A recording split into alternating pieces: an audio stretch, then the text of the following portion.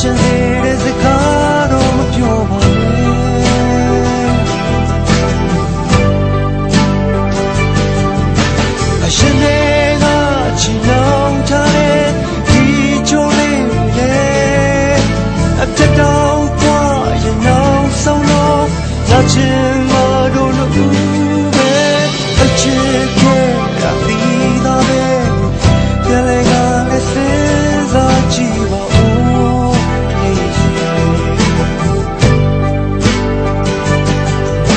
တနောက်ဆုံးတော့ဆိုနေချင်တယ်နာချင်တဲ့စကားတော့ပြောနေ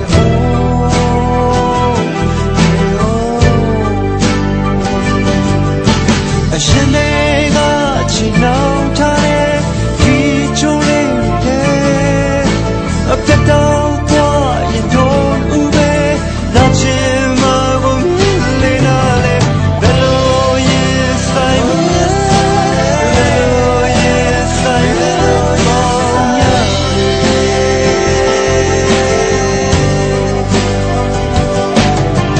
ဘယ်လိုရင်ဆိုင်မလဲ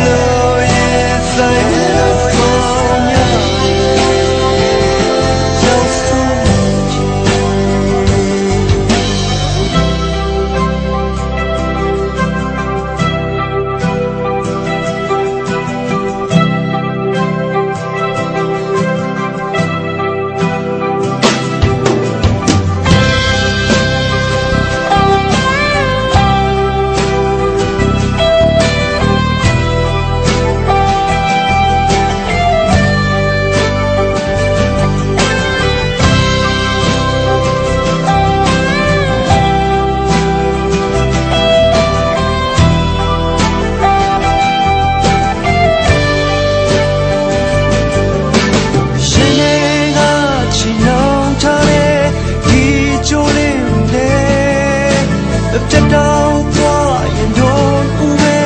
လာချင်မှာကိုမြင်လေနာလေဘယ်လိုရင်ဆိုင်မလဲ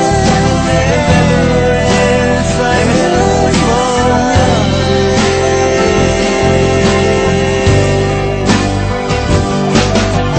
ဘယ်လိုရင်ဆိုင်မလဲဘယ်လိုရင်ဆိုင်မလဲမောင်